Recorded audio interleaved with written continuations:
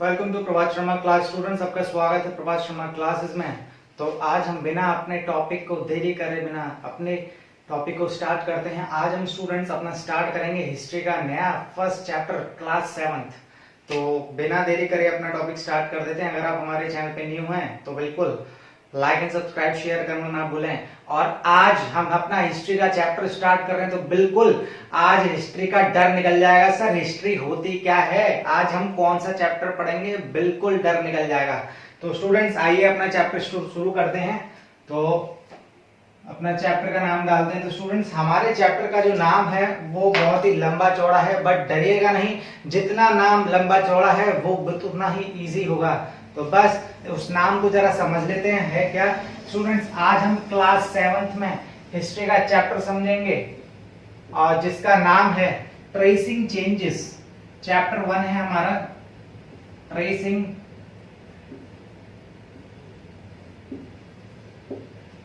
Changes through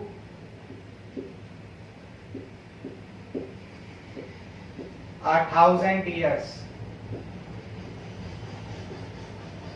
tracing changes through 1000 years, बिल्कुल यही हम पढ़ने जाएंगे। तो स्टूडेंट्स इसका मतलब तो हम समझ ही लेंगे। थोड़ा सा बेसिक चीज जो मैं समझाने जा रहा हूं उसको जरा समझ लें। एक्चुअल में यहाँ पर जो हिस्ट्री जो बताई गई है वो हमें पढ़ना क्या है। तो स्टूडेंट्स आइए जानते हैं। अच्छा जरा याद हो, हमने पहले 6th क्लास की हिस्ट्री पढ़ी थी, तो बिल्कुल वही टाइमलाइन को फॉलो करते हुए इसी टाइमलाइन पे इस चैप्टर को बिल्कुल फिट करेंगे। आइए जरा जानते हैं। तो स्टूडेंट्स हमने जब पढ़ा था तो हमने पिछली बार टाइमलाइन में पढ़ा था कि साहब हम अर्ली मैंस का चैप्टर पढ़ रहे थे, जब आदि मानवों से हमारा क्या है साक्षात्कार इंटरव्यू हुआ था। बिल्कुल हमने जाना था वो कैसी उनकी लाइफ थी, क्या क्या करते थे, क्या क्या चीज उन्होंने पैदा करी थी। हमने तरह तरह की स्टोन एजेस पढ़ी थी, palaeolithic age, mesolithic age, neolithic age, और उसके बाद क्या क्या चेंजेस है। उसके बाद हमारी सिविलाइजेशंस कौन कौन सी आने लगी थी, इंडस वैली सिविलाइजेशन, वैदिक सिविलाइजेशन। उसके बाद हमने राजाओं के भी टर्म पढ़े थे। हमने अशोका के बारे में पढ़ा था, चंद्रगुप्त मौर्य, समुद्रगुप्त मौर्य, न जाने कितने राजाओं के बारे में पढ़ा था। तो स्टूडेंट्स आज हम जानेंगे अब हमें क्या पढ़ना है क्लास 7th की हिस्ट्री में। तो स्टूडेंट्स यहां तक तो हम जान सकते हैं कि हमारा बीच वाला हिस्सा जो है ये बिल्कुल 0 होता है, जहां पर हमारे जीसस क्राइस्ट का जन्म हो गया था। जैसे नंबर लाइन की मैं बात करूं, इसको चलो हम टाइमलाइन को बाद में समझेंगे। जरा इंटीजर स्केल मैथ्स में पढ़ा होगा, तो इंटीजर स्केल का मतलब क्या है, बिल्कुल वही है जहां पर हमारे ऐसा स्केल जिस पे हमारे नंबर्स आते हैं। अगर मैं बात करूं, मैं ऐसे खड़ा हो जाता हूं तो मेरा लेफ्ट साइड ये है और राइट साइड ये है। तो बस लेफ्ट साइड और राइट साइड को समझ लेंगे तो इस तरफ हमारे क्या है नेगेटिव इंटीजर्स आ जाते हैं, यानी कि लेफ्ट वाला हिस्सा यहाँ पे हमारे नेगेटिव इंटीजर्स आ जाते हैं और राइट वाले हिस्से में पॉजिटिव इंटीजर्स आ जाते हैं। अच्छा जब हमें बढ़िया लगता है हो नंबर बढ़ रहे हैं तो बढ़ रहे हैं तो खुशी होती है, पॉजिटिव फीलिंग आती है। देखो राइट साइड में हमने रखा है। अब जरा देखते हैं तो जीरो को हमने मिडिल इसलिए मानते हैं क्योंकि ना तो जीरो हमारा यहाँ का है ना यहाँ का। वो बोलते ना घर काटा ना घाट का। तो बस जीरो क्या है बीच का, जिसको हम न्यूट्रल मानते हैं। ना तो वो नेगेटिव है ना ही वो पॉजिटिव है। तो स्टूडेंट्स यहां से जब आगे नंबर बढ़ेंगे तो देखो कितना बढ़िया लगेगा। ओहो 1 2 3 4 और ये इंटीजर स्केल हमारा इनफाइनाइट तक जाता है। तो जाहिर सी बात है जब इनफाइनाइट तक यहां पर जाएगा तो इस साइड भी इनफाइनाइट जाएगा, बट वो कौन सा वाला जाएगा, नेगेटिव वाला, क्योंकि नेगेटिव इनफाइनाइट का हमने यहाँ पे पढ़ा हुआ है। नेगेटिव इंटीजर्स हमेशा लेफ्ट साइड में दिखाए जाएंगे। तो यहां से हमारे नंबर्स कौन से हो जाएंगे, -1 -2 -3 -4। तो स्टूडेंट्स ये तो था इंटीजर स्केल का इंट्रोडक्शन। आइए अब जरा इसी से ही बिल्कुल टाइमलाइन को समझ लेते हैं। बीच का हम न्यूट्रल को यहाँ पे बस एक चेंज कर देंगे। वो न्यूट्रल जो हमारा बन जाएगा वो हमारा जीसस क्राइस्ट का हमारा बर्थ बन जाएगा, क्योंकि हमारा इससे पहले वाला टाइम हमने प्रीवियस वीडियोस में पढ़ा हुआ है कि इससे पहले वाला जो भी टाइम है वो हमारा क्या है, बीसी, बिफोर क्राइस्ट, यानी कि पैदा होने से पहले वाला टाइम। और इस टाइम को हम बिफोर क्राइस्ट बोलते हैं, यानी कि इस तरफ हम बढ़ेंगे तो पहले वाला टाइम बिफोर क्राइस्ट का माना जाएगा, और इस तरफ यानी कि पैदा होने के बाद वाला टाइम एडी यानी कि एनो डोमिनी माना जाएगा। तो स्टूडेंट्स ये कुछ तो थी हमारी बेसिक सी नॉलेज। अब जरा मूव करते हैं, बिल्कुल इसी के तौर पर ही हमने समझी थी, क्योंकि इनफाइनाइट टाइम है तो हमें तो पता नहीं भाई क्या क्या चेंजेस कब आए थे। इनफाइनाइट टाइम है तो इनफाइनाइट टाइम का हमने जो अक्सर एनसीईआरटी में जो लिया है वो इनफाइनाइट टाइम से हमने कुछ लिया है यहाँ पर 2 मिलियन ईयर से। तो हमने सबसे पहले जो स्टोन एज जो पढ़ी थी वो पैलियोलिथिक एज पढ़ी थी, और याद होगा आपको कि पैलियोलिथिक एज का जो टाइम है वो 2 मिलियन ईयर से लेके 12,000 ईयर्स तक होता है। ठीक, सेकंड वाली एज हमने पढ़ी थी 12,000 से लेके 10,000 ईयर्स तक का, और लास्ट जो हम एज पढ़ रहे थे हम मीसोलिथिक एज, यानी कि इसके बाद वाला टाइम, ये हमारे मीसोलिथिक एज में था, ये नियोलिथिक एज में था, ये हमारे मीसोलिथिक एज में था, और ये वाला टाइम हमारा पैलियोलिथिक एज में था। तो यानी कि 0 से पहले वाला ये बिफोर का टाइम बोला जा रहा है, तो हम जो भी चीज जो पढ़ रहे हैं वो बिफोर वाले में चीज आ जाएगी। तो ये सारा हमने टाइम पढ़ा था।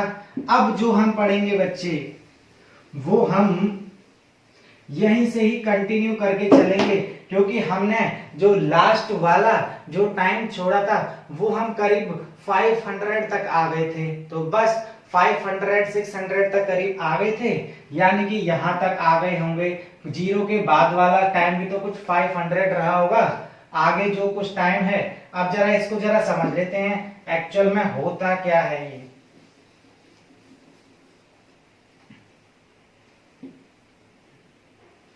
स्टूडेंट्स आज का टाइम हमारा क्या चल रहा है 2021, बिल्कुल 2021 चल रहा है। तो याद हो कभी ना कभी 2000 भी रहा होगा टाइम, याद हो कभी ना कभी टाइम 1000 भी रहा होगा, और कभी ना कभी 500 और कभी ना कभी 0 भी रहा होगा। तो बिल्कुल ये 0 वाला टाइम जीसस क्राइस्ट का आ गया, और उससे पहले वाला टाइम यानी कि बिफोर कॉमन एरा में हमारा 500 का टाइम रहा होगा, बट नाम क्या आ जाएगा इसमें, बीसी आ जाएगा। आज के टाइम में जो भी है वो क्या आ जाएगा, यहाँ पर एडी का नाम आ जाएगा, क्योंकि आफ्टर यानी कि बाद वाला टाइम है, एनो डोमिनी जीसस क्राइस्ट के पैदा होने के बाद वाला टाइम। अब जो हम पढ़ेंगे वो बिफोर क्राइस्ट वाला जो हमने पढ़ा था। अच्छा, इस वाले टाइम को हमने यहां पर नाम दिया था एंशिएंट हिस्ट्री पढ़ी थी हमने, पुराने जमाने की। स्टूडेंट्स आपकी किताब भी जो है उसका नाम भी क्या है, आवर पास्ट, यानी कि हमारा इतिहास, हमारे पास्ट में जो भी चीज जो हमारा हुआ, हमारा भूतकाल, उसमें सारे हमने इंसिडेंट्स पढ़े थे। तो इसी टाइमलाइन को मैं आगे डिवाइड करूंगा, और ये जो क्लास में जो 7th क्लास में जो हिस्ट्री पढ़ेंगे वो हिस्ट्री के बारे में हम जानेंगे। तो स्टूडेंट्स ये थोड़ा सा टाइमलाइन थी, जैसे हमने समझा था टाइम कैसे कैसे हमारा टाइम आगे पीछे की तरफ मूव करता है और यहाँ पर आगे की तरफ मूव करता है। स्टूडेंट्स अब हम जानेंगे ये वाले टाइम को।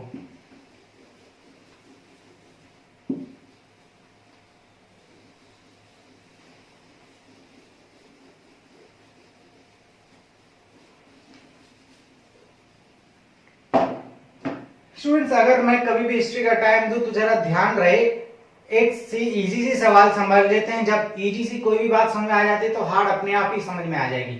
जरा समझते हैं। मुझे नहीं पता भाई हिस्ट्री कौन से टाइम पे क्या हुई थी, अब मैं हिस्ट्री को कैसे पता लगाऊंगा? हाँ बिल्कुल, कैसे पता लगाऊंगा सर, जैसे जैसे हमने अपनी हिस्ट्री पढ़ी है बिल्कुल वैसे वैसे ही हम अपना टाइम करेंगे। अच्छा, हमारा टाइम जो है जरा याद रहे कि अब हमें इतना तो पता है सर, हमारा देश आजाद हुआ था 1947 में, बिल्कुल 1947 लिख दिया। और उस टाइम पे किसका रूल चल रहा था? ब्रिटिशर्स का चल रहा था, अंग्रेजों का चल रहा था। तो मैं यहाँ पे अगर नाम दे दूं कि ये वाला रूल जो है हमारा किसका चलेगा? ब्रिटिशर्स, ब्रिटिश रूल लिख दूं, ब्रिटिश राज बोले तो, यानी कि अंग्रेजों का टाइम चल रहा है, अंग्रेज हमें गुलाम बना रखा है, बिल्कुल सही। अब हमने 6th क्लास में क्या पढ़ा था, एंशिएंट हिस्ट्री पढ़ी थी, एंशिएंट के बारे में पढ़ा था, यानी कि पुराने क्या क्या चेंजेस आए थे पुराने टाइम पर। तो बिल्कुल यहाँ पे तो हमने एंशिएंट रूल पढ़ा था, और एंशिएंट में भी वो भी किसका, हमारे हिंदू के राजाओं का। तो हिंदू रूल हमने पढ़ा था। अब जैसे हिंदू राजाओं में हमारे अशोका हो गए, द ग्रेट अशोका, सम्राट अशोक, महान अशोक, ऐसे ही हमने चंद्रगुप्त मौर्य, समुद्रगुप्त मौर्य, न जाने कितने राजा हमने पढ़े थे। तो ये हमने हिंदू रूल में आ रहे थे क्योंकि हिंदू राजा थे। और यहाँ पे ब्रिटिश रूल। सर ये बीच का बवाल क्या है, ये बीच का बवाल ही तो हमें पढ़ना है। तो बस ये बीच का बवाल जो है इसी को ही हम क्या बोलते हैं, मेडिवल हिस्ट्री बोलते हैं, मेडिवल हिस्ट्री बोलते हैं। और ये मेडिवल हिस्ट्री में हम क्या पढ़ेंगे, मुस्लिम रूल पढ़ेंगे। हम इसमें मुस्लिम रूल पढ़ेंगे कि मुसलमानों के राजाओं ने, शासकों ने कैसे हमारे देश पर राज किया था। तो बस ये बीच का बवाल ही हम आज इसमें पढ़ेंगे। क्लास 7th में बीच का बवाल से ही हम अपना स्टार्ट करते हैं। तो बस यहीं से ही इन्हीं तथ्यों को, इन्हीं फैक्ट्स को हम पढ़ेंगे। स्टूडेंट्स, एंशिएंट में हमने हिंदू रूलर्स के बारे में पढ़ लिया था। क्लास, अब देखो क्लास भी चेंज हो रही है। यहाँ पे 6th क्लास में हमने पढ़ा था एंशिएंट रूल, अब हम पढ़ेंगे मेडिएवल यानी कि मुस्लिम रूल, बीच का बवाल, बिल्कुल सही। और क्लास जब हम 8th में आ जाएंगे तो ब्रिटिश रूल पढ़ेंगे। स्टूडेंट्स, जो आपकी जो हिस्ट्री की जो किताब लगाई जाती है वो बिल्कुल सिस्टमैटिक वे में लगाई जाती है। क्लास 6th में हमने एंशिएंट रूल पढ़ा, हिंदू राजा, हमने पढ़ा था क्या, हमने आदि मानव के बारे में पढ़ा था, अर्ली ह्यूमंस के बारे में, हमने उनके बाद उनके सिविलाइजेशंस पढ़े थे। अब यहाँ पर मुस्लिम राजाओं के बारे में पढ़ेंगे और एट लास्ट देश को आजाद करेंगे अंग्रेजों के हाथों से बिल्कुल छुड़ा के, तरह तरह के मूवमेंट्स करेंगे, देश को हिला देंगे, बिल्कुल आंदोलन करके अंग्रेजों को जड़ से उखाड़ देंगे। तो बस यही हमने क्या है क्लास 8th में पढ़ना है। अब हम क्लास 7th में हैं तो मुस्लिम रूल को पढ़ेंगे, और मुस्लिम रूल को मतलब मेडिएवल हिस्ट्री। तो बस यहां से बेटा हमें 3 टाइप्स की हिस्ट्री पता चल गई। अब देखो मैंने रूल बताया था, ब्रिटिश रूल, मुस्लिम रूल, हिंदू रूल। तो बस इसी से ही हमारी हिस्ट्री भी 3 पार्ट्स में डिवाइड हो गई। तो फर्स्ट वाली हिस्ट्री को जब हम हिंदू रूल पढ़ रहे थे तो उसको एंशिएंट हिस्ट्री बोला जाता है। मुस्लिम रूल पढ़ेंगे तो इसको क्या बोला जाएगा, मेडिएवल हिस्ट्री। और क्लास 8th में जब हम आ जाएंगे ब्रिटिश रूल तो उस टाइम पे हम पढ़ेंगे मॉडर्न हिस्ट्री। स्टूडेंट्स, इतना क्लियर हो गया? हिस्ट्री कुछ भी नहीं है, लोगों को डर लगता है। डर डर कुछ भी नहीं है बेटा। उसने 7 अप स्प्राइट पी नहीं है, माउंटेन ड्यू को पी के आएगा तो क्या सारा डर भाग जाएगा। क्योंकि यहाँ पर अब हम पढ़ेंगे हिस्ट्री के चैप्टर्स। तो अपना स्टार्ट करेंगे। तो स्टूडेंट्स, थ्रू आउट 1000 ईयर्स बोल रखा है, अब हमें ये बवाल करना है। तो बस इसी बवाल को हम मेडिएवल हिस्ट्री को पढ़ना स्टार्ट करेंगे। इसका टाइम पीरियड जरा देखेंगे, इसका टाइम पीरियड आता कहां पर है। हमने पढ़ा था 500 तक का टाइम, चंद्रगुप्त मौर्य, समुद्रगुप्त मौर्य, विक्रमादित्य, हर्षवर्धन, इन सब के टाइम तक पढ़ा था 500 के आसपास। अब वही 500 600 तक हमारा टाइम चला था। अब यहाँ पे जो हम पढ़ेंगे वो हम 700 से पढ़ेंगे। तो स्टूडेंट्स, ये आपका चार्ट था जिसमें हमने 3 तरह की हिस्ट्री पढ़नी है, 3 तरह के रूल पढ़ने हैं। पहला रूल हम क्लास 6th में पढ़ चुके हैं, 7th में अब हम पढ़ेंगे। तो बस इस पे जरा ध्यान देते हैं बीच के बवाल पर।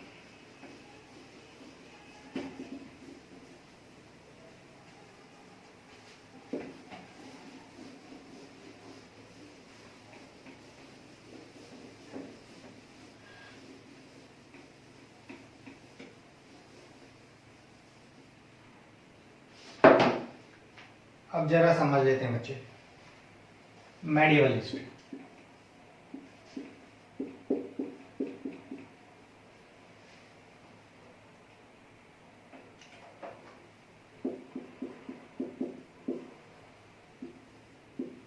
मेडिएवल हिस्ट्री बोले तो मुस्लिम रूल।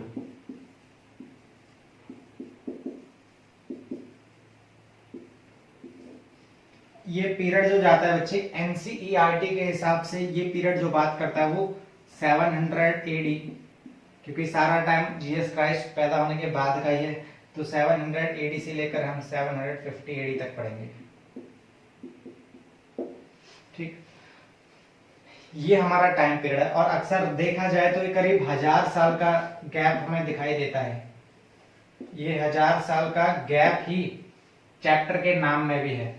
तो बस इसमें क्या पढ़ेंगे स्टूडेंट्स, अब जब ये 1000 साल का हमें गैप मिल गया, पता चल गया, तो क्या हम चैप्टर का मतलब निकाल सकते हैं? बिल्कुल निकाल सकते हैं। तो आइए जरा चैप्टर का मतलब ही समझ लेते हैं। स्टूडेंट्स, ट्रेसिंग का मतलब क्या होता है? ट्रेसिंग का मतलब होता है जांच पड़ताल करना, पता लगाना, इन्वेस्टिगेट करना, टू फाइंड करना, टू फाइंड या इन्वेस्टिगेट करना। सर इन्वेस्टिगेट तो कर रहे हैं, बट किसके बारे में कर रहे हैं? सर इस बवाल के बारे में पढ़ रहे हैं, मेडिवल हिस्ट्री के बारे में जो हमें पढ़ना है। तो ये सर ये बवाल कितने टाइम पीरियड तक का है? 1000 साल तक का। तो बस इस बवाल में, इस 1000 साल टाइम पीरियड में क्या क्या चेंजेस आए, वही हमें क्लास 7th के फर्स्ट चैप्टर में पढ़ना है। तो बस मेडिवल मुस्लिम रूल मेडिवल हिस्ट्री में हमारे क्या क्या चेंजेस आए, इन्हीं चेंजेस को हमें फर्स्ट चैप्टर में पढ़ना है। ये चैप्टर जो आपको देता है, ये आउटलुक देता है, समराइज फॉर्म में देता है कि हमें 7th क्लास में पढ़ना क्या क्या है। तो बस स्टूडेंट्स, यहाँ पर ये बात बताई गई है। हम पता लगाएंगे, हम पढ़ेंगे क्या चेंजेस जो हुए हैं हमारे बीते मेडिवल हिस्ट्री वाले पीरियड में, 1000 साल वाले पीरियड में। अच्छा स्टूडेंट्स, इसका ये तो टाइम पीरियड दिया हुआ है 700 to 715।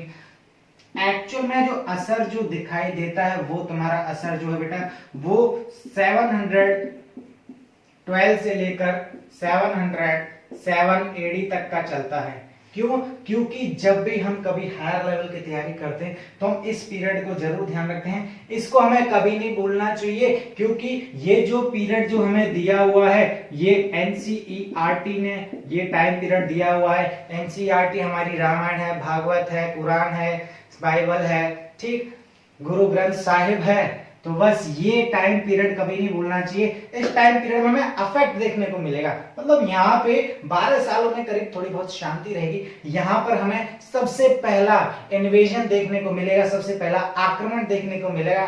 तो आइए उस आक्रमण को जरा जानते हैं। यहाँ पर ये आक्रमण हुआ क्या है, हमला जो हुआ है उसको अब हम जानेंगे बच्चे। 707 में एक बहुत ही खतरनाक राजा की डेथ हुई थी और उस राजा का नाम जो था वो था औरंगजेब। यहां पे इसकी डेथ हो गई थी। तो बस, और यहां पर पहला फर्स्ट इन्वेजन हुआ था, पहला हमला।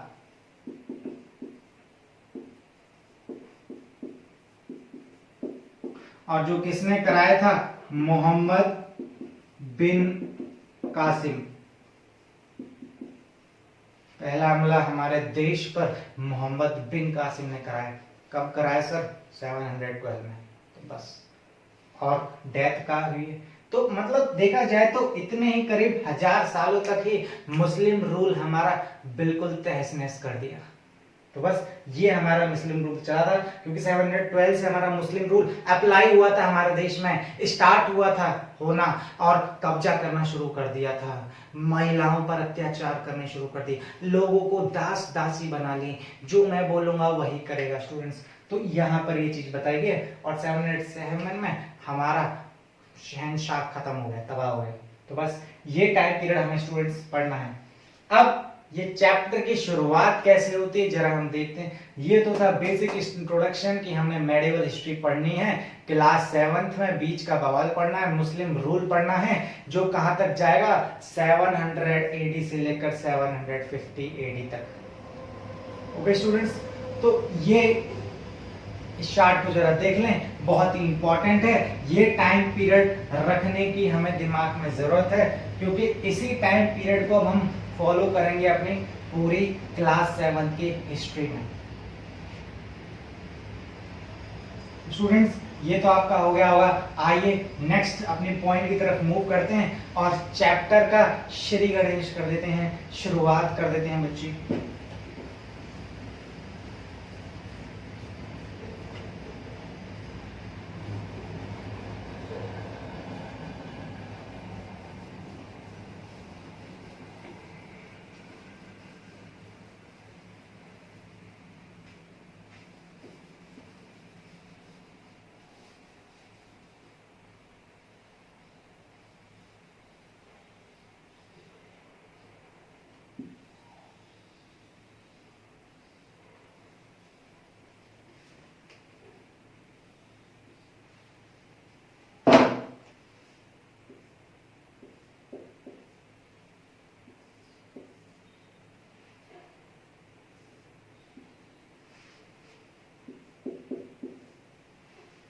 तो स्टूडेंट्स जरा ध्यान दें। अच्छा, एक मैं दो पिक्चर्स बनाता हूं, मुझे बताना सब हमें पहली वाली पिक्चर से क्या समझ में आता है, दूसरी वाली पिक्चर से क्या समझ में आएगा। ये दो पिक्चर बनेंगे बेटा।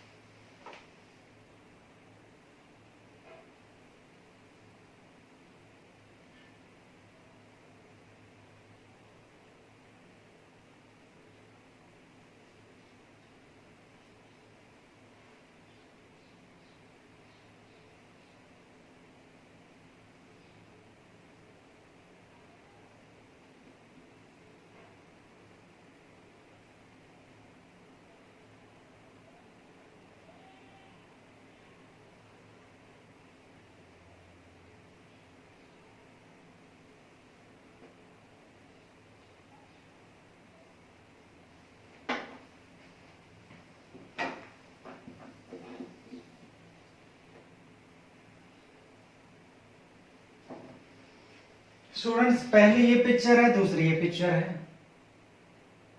ये सर ये क्या बवाल है? अरे सर ये क्या है? बेटा ये मैप है। सर मैप तो हमें ये दिखाई दे रहा है, ये कैसा मैप है? बेटा ये भी मैप है, ये भी मैप है। गौर करें, जरा ध्यान दें। अच्छा एक बात जरा समझ लेते हैं बेटा, ये क्या है? ये मैप, अब इसको जरा जानते, ये मैप सर आपने बनाया? सर क्लास में तो मैं ही बना रहा हूँ, बट ये मैप ऑलरेडी किसी ने बना चुका है। ये मैप किसने बनाया जरा जानते हैं? तो स्टूडेंट्स ये जो मैप बनाया है जरा जान लेते हैं। ये 12th सेंचुरी में हमारा मैप बनाया गया था। ईयर था हमारा 1154। ठीक, अब 1154 बनाया गया था, बिल्कुल सही। ये मैप किसका है सर? ये मैप है हमारा इंडियन सब कॉन्टिनेंट का। सर ये चिट्ठी चित्रहार ज्यादा बड़ा हो गया, चैप्टर का नाम जरा मिटा लेते हैं और ऊपर ऊपर हम अपनी हेडिंग्स को लेबल करेंगे।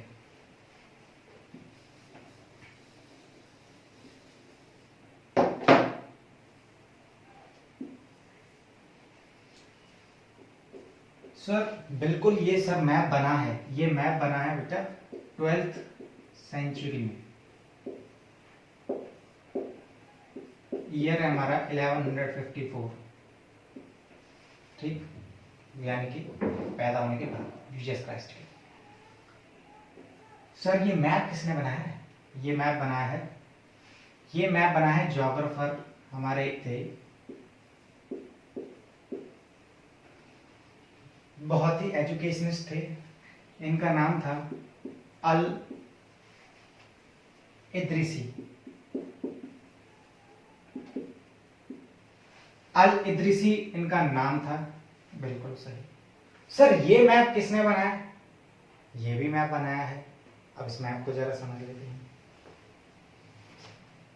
ये मैप जो है, ये मैप बनाया गया था हमारा 18th सेंचुरी में। ईयर था हमारा 1720 एडी।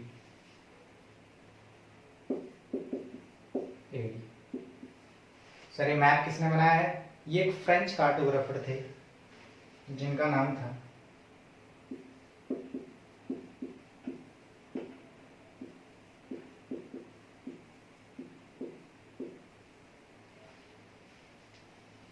गुलेमी डी इसली।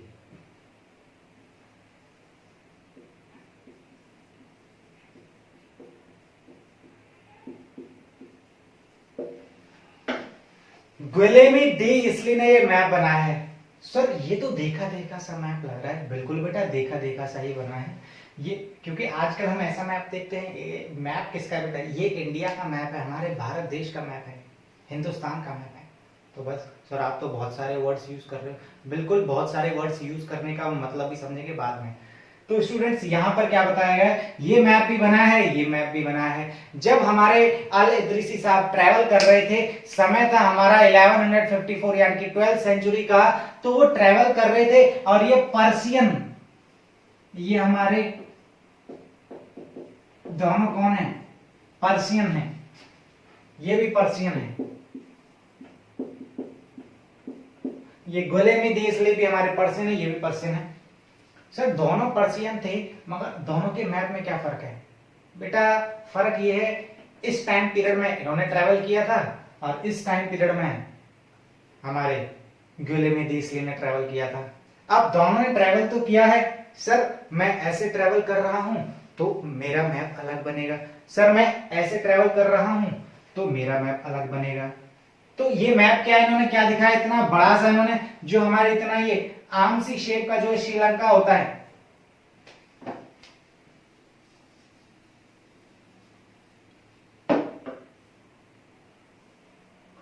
सर जो मैंगो सी शेप का जो श्रीलंका है वो इन्होंने इतना बड़ा सा दिखा दिया। सर ये तो बहुत खतरनाक काम कर दिया, सर अब क्या करें? तो अब इन्होंने क्या करा, ये इन्होंने बड़ा सा श्रीलंका दिखा दिया, और ये जो सब कॉन्टिनेंट जो है ये हमारा इंडियन सब कॉन्टिनेंट है।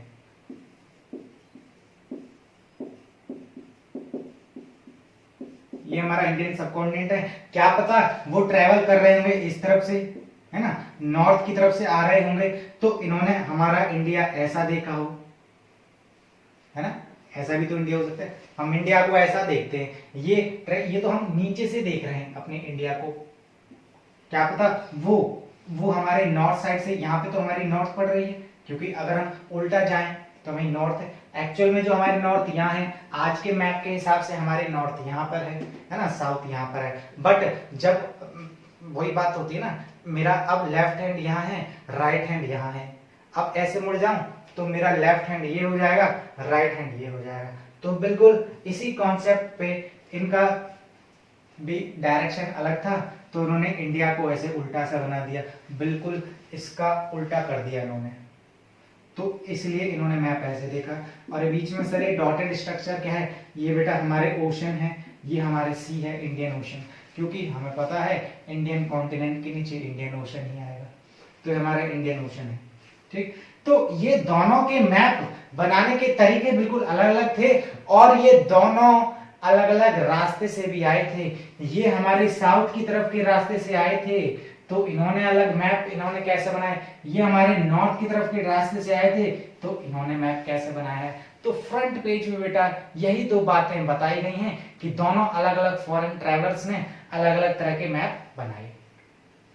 अब स्टूडेंट्स हम जान लेते हैं कि अब ये मैप बनाए थे, हमने चैप्टर ज्योग्राफी में पढ़ा था कि मैप बनाना भी एक तरह की स्टडी है, एक तरह की कलाकारी है।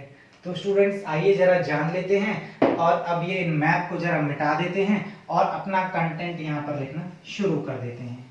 तो स्टूडेंट्स ये दो दो तरह के मैप बताए गए हैं, दो दो तरह के फॉरेन ट्रैवलर्स के द्वारा।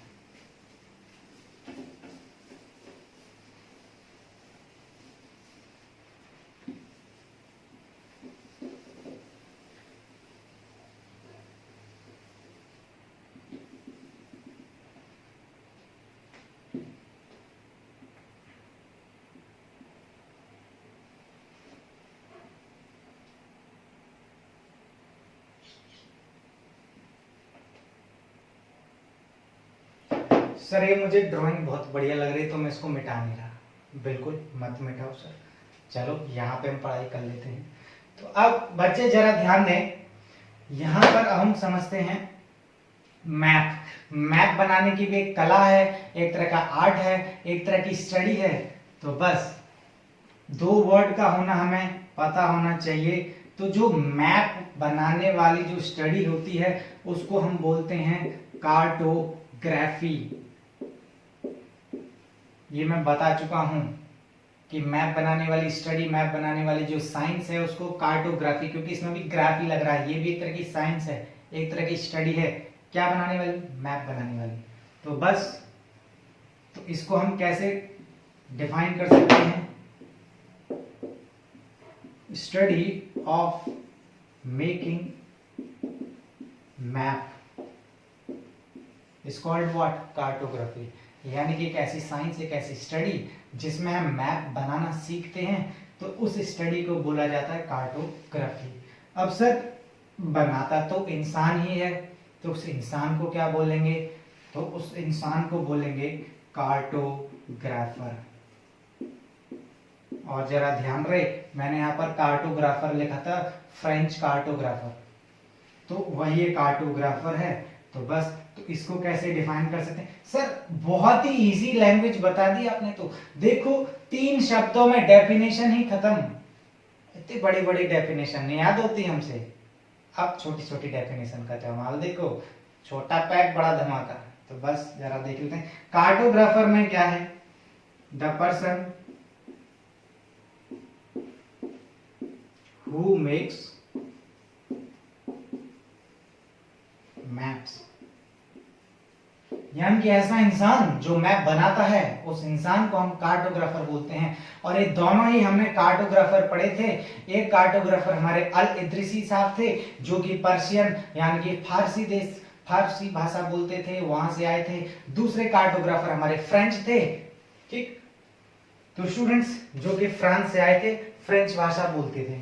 तो स्टूडेंट्स ये 2 टर्मिनोलॉजी हैं, जरा इसको जान लें और इसको नोट भी कर सकते हैं। अब हम अपने नए टॉपिक की तरफ मूव करते हैं। तो स्टूडेंट्स अब हम जानेंगे, अब टर्मिनोलॉजी से ही देखो, हमने डेफिनेशन भी बता दी, टर्मिनोलॉजी, ये टर्मिनोलॉजी ही है। तो बस आगे की टर्मिनोलॉजी को और मूव करते हुए चलते हैं स्टूडेंट्स।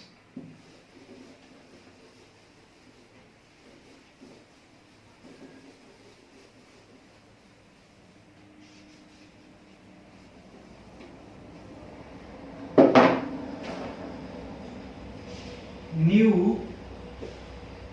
स्टूडेंट्स आपका नया टॉपिक है, जरा ध्यान रहे, new and old terminology. New and old terminology. New and old terminology. Sir ये न्यू एंड ओल्ड टर्मिनोलॉजी का मतलब क्या है? सर बहुत इजी है। अच्छा एक एग्जांपल से बताते हैं बेटा। पुराने टाइम पर, आज के टाइम पर क्या नाम रखे जाते हैं? टीना, मीना, शिवानी, और क्या क्या नाम रखे जाते हैं? आरती, ज्योति, तो ये सारे रखे जाते हैं, है ना।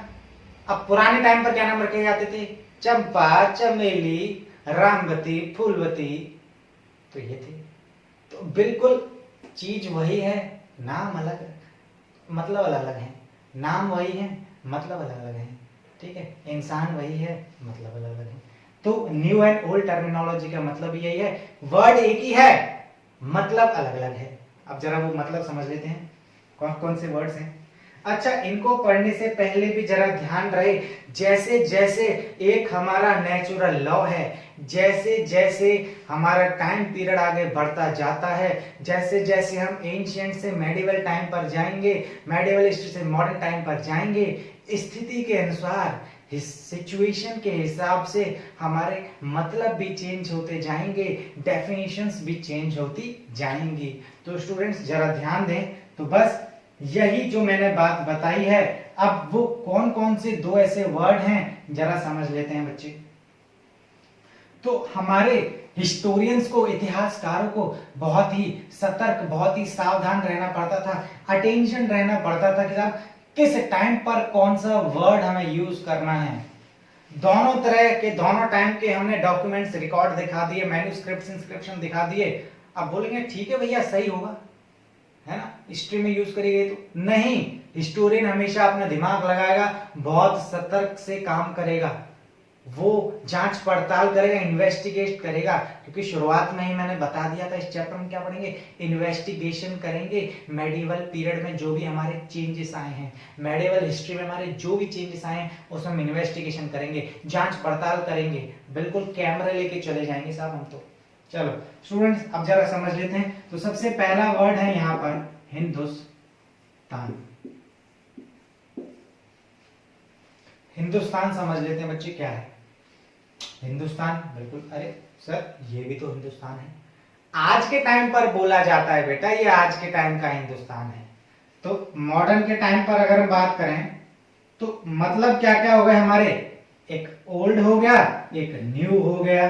तो बस सबसे पहले हम न्यू मतलब जानेंगे, उसके बाद हम ओल्ड मतलब जानेंगे। तो हिंदुस्तान का मतलब क्या समझते हैं, इंडिया। इंडिया मतलब पूरा, पैन इंडिया, पूरा ऑल ओवर इंडिया। ये जो आपके सामने जो दिखाई दे रहा है, बिल्कुल समझेंगे साहब। तो न्यू का मतलब क्या है, पूरा पैन इंडिया, या हिंदुस्तान का मतलब ही हमारा इंडिया ही है, क्योंकि हम इंडिया में रह रहे हैं। ओल्ड मतलब क्या था सर, ओल्ड मतलब अलग अलग तरह के लोगों ने मतलब भी अलग अलग बताया है। तो मतलब क्या है जरा जानते हैं। एक हमारे हिस्टोरियन हुआ करते थे, एजुकेशनिस्ट हुआ करते थे, बुद्धिजीवी हुआ करते थे, बुद्धिमान इंटेलिजेंट पर्सन हुआ करते थे। उनका नाम है मिनाज ए सिराज। मिनाज ए सिराज नाम के एक पर्सन हुआ करते थे। इन्होंने क्या मतलब बताया साहब इंडिया का, हिंदुस्तान का क्या मतलब बताया इन्होंने सर, मतलब बताया। अब जरा इस मतलब को देख लेते हैं, थोड़ा इस चीज को ऊपर शिफ्ट कर लेते हैं बेटा।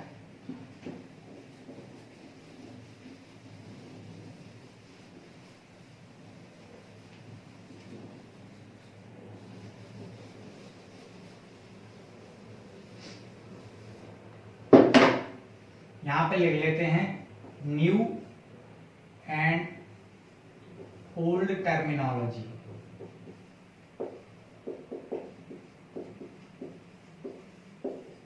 न्यू एंड ओल्ड टर्मिनोलॉजी के टॉपिक हम नहीं पढ़ रहे। तो ओल्ड मतलब हम जान रहे थे, ओल्ड मतलब में एक इंसान थे मिनाज ए सिराज,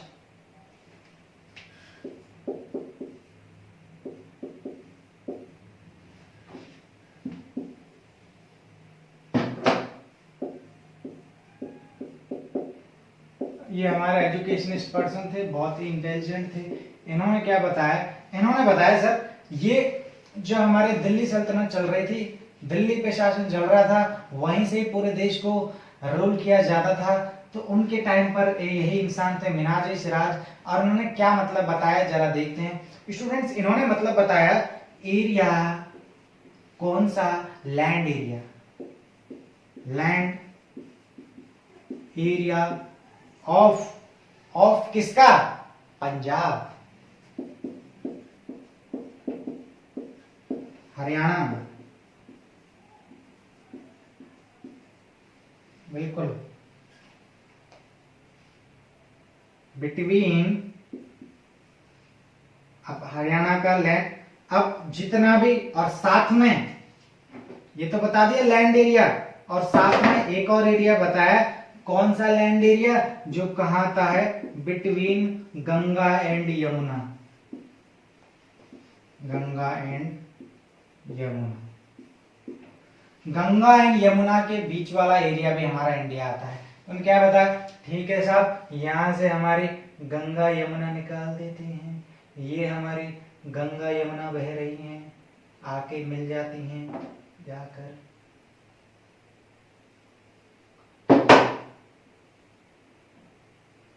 ये हमने साहब गंगा यमुना निकाल दी, ठीक। ओहो भूकंप आ गया। तो अब ये गंगा यमुना हमने निकाल दी, ये हमारी ऊपर की गंगा हो गई, नीचे की यमुना हो गई। तो उन्होंने क्या बोला, ये पंजाब वाला एरिया भी यहां से जा रही है, ये हरियाणा वाला, ये पंजाब वाला एरिया, ये हरियाणा वाला एरिया, और साथ में ये बीच वाला गंगा यमुना का एरिया हमारा हिंदुस्तान है। तो स्टूडेंट्स क्योंकि उस टाइम तक जो दिल्ली सल्तनत का जो एरिया जो था, राज करने वाला एरिया, वो इतना ही था। अब जैसे जैसे एरिया बढ़ता गया, तो वैसे वैसे क्या है, डेफिनेशन चेंज होती गई हमारे हिंदुस्तान की, ठीक बेटा। अब जरा ध्यान देते हैं, ये तो पहले इंसान ने दे दी मिनाज ए सिराज ने, डेफिनेशन की सब जो हमारा पंजाब हरियाणा और गंगा यमुना के बीच वाला जो हिस्सा है वो सारा हमारा इंडिया हिंदुस्तान कहलाता है। अब सेकंड जो मतलब बताया वो हमारे बाबर साहब ने बताया। जब से हमारा मुगल एम्परर स्टार्ट हो गया, मुगल साम्राज्य, तो इन्होंने बाबर ने क्या बताया, बाबर इंसान बना देते हैं जी साहब, ये हमारे बाबर है।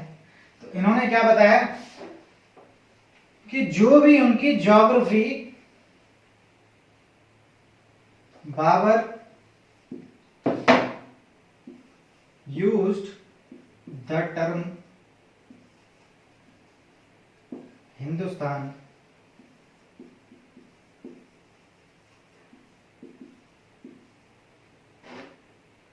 To describe the geography.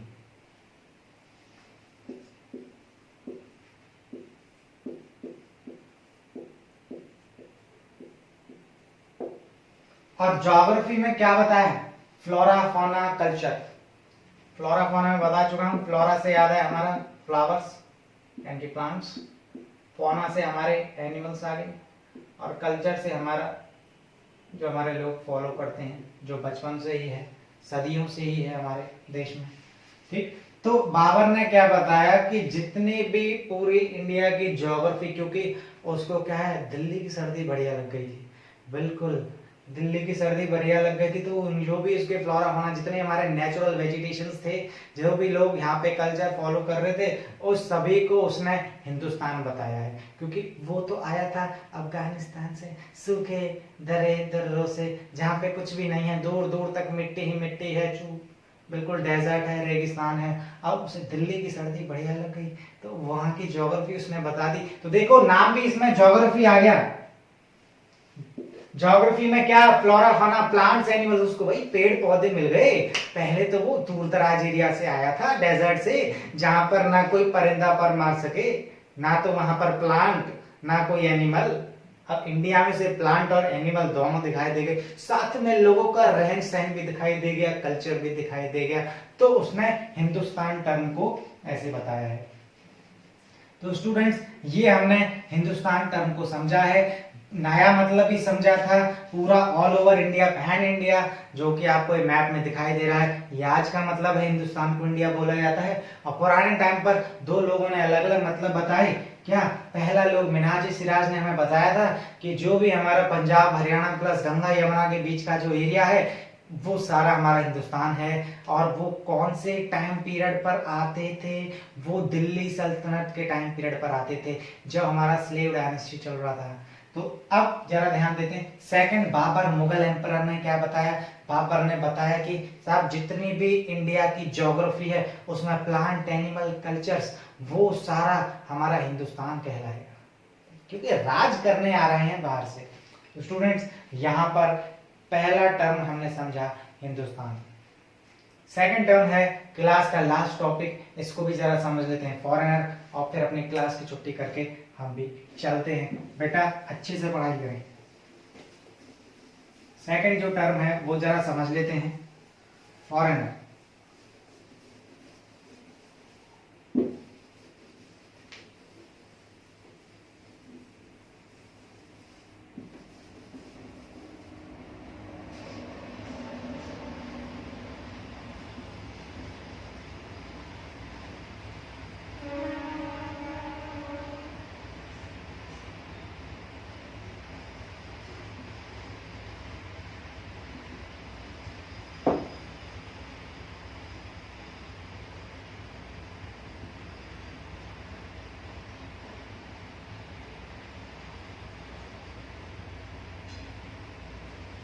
Student, second जो हमारा टर्म है वो है फॉरेनर।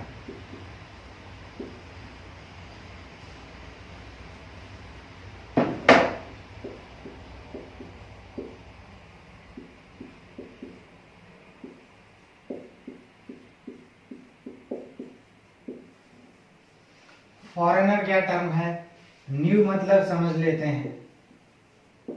सर न्यू मीनिंग क्या है फॉरेनर का, सर जो भी विदेश से आता है वही फॉरेनर है। हम जैसा इंसान तो यही समझेगा, आज का बच्चा भी यही समझेगा। विदेश का मतलब जो हमारे देश का ही है, जो हमारे बाहर से है। विदेश का मतलब फॉर एग्जांपल कोई पाकिस्तान का है, कोई चाइना से आ रहा है, कोई नेपाल से आ रहा है, कोई भूटान से आ रहा है, कोई बांग्लादेश से आ रहा है, ठीक, कोई और ऊपर मंगोलिया देश से आ रहा है, रशिया से आ रहा है, मोरक्को से आ रहा है, तो ये श्रीलंका से आ रहा है। तो जो इंसान हमारे देश का दूसरे देशों से आ रहा है वही यहाँ पर फॉरेनर बोल दिया। तो यानी कि इसको हम बोल रहे हैं पर्सन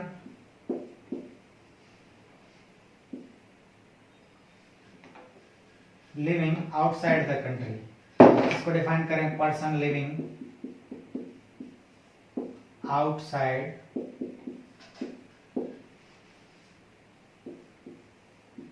द कंट्री, यानी कि हमारे देश से बाहर का जो भी इंसान है वो फॉरेनर है। अब पुराना मतलब देख लेते हैं। ओल्ड मतलब क्या था सर? ओल्ड मतलब था हमारा, जरा जान लेते हैं।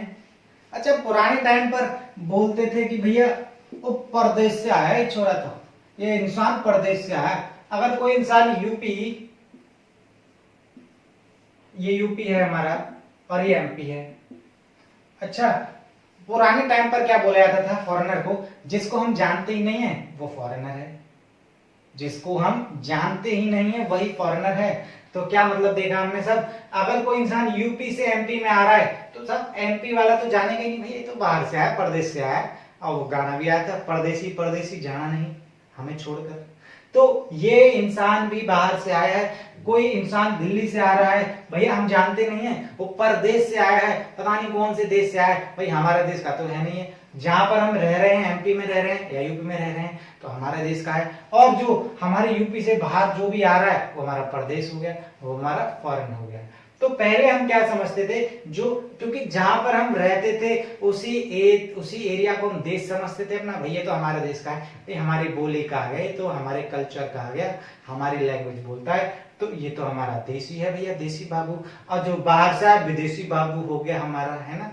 तो बस जो हमारे दिल्ली से आया है या जो पंजाब से आया, वो एमपी में कोई आ रहा है तो वो परदेसी बाबू हो गया। तो बस ये परदेसी हमारा ये फॉरेन वर्ड यूज किया गया है। तो हम फॉरेनर को पहले पुराने टाइम पर अगर हम बात करें, यही वर्ड यूज किया करते थे कि साहब जो हमारा परदेश से आया है, परदेश यानी कि आउट ऑफ आवर रीजन, जो हमारे आउट ऑफ आवर रीजन यानी कि बाहर रीजन से आया, बाहरी क्षेत्र से आया है, बाहरी प्रांत से आया है, बाहरी प्रोविंस से आया है, वही हमारा क्या है?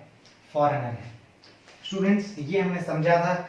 अब एक इंपॉर्टेंट नोट है, जरा हम समझ लेते हैं। हमने स्टूडेंट्स दो मतलब समझे इसके। नया फॉरेनर मतलब जो हमारे देश का ही नहीं है, इंडिया पाक, जो पाकिस्तान का, अफगानिस्तान का, चाइना का है, कहीं से भी आ रहा है, वो प्रदेश, वो हमारा फॉरेनर है। अब दूसरा, पुराने फॉरेनर में क्या समझते थे, यानी कि जो हमारे एरिया ही कहीं नहीं है, जिसको हम जानते ही नहीं है, वो हमारा परदेसी बाबू है, वो हमारा फॉरेनर है ना।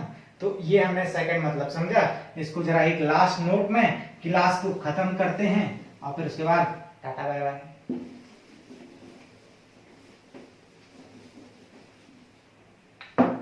स्टूडेंट्स, नोट क्या है?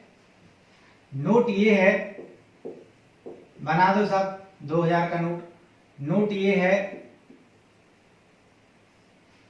उंगली करता हुआ, ध्यान दें क्या उंगली कर रहा है, क्या हमें दिखाना चाह रहा है। ठीक, ये दिखाना चाह रहा है historians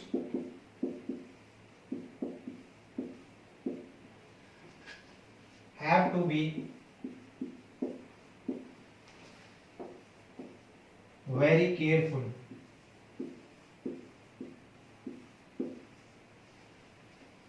about the term they use.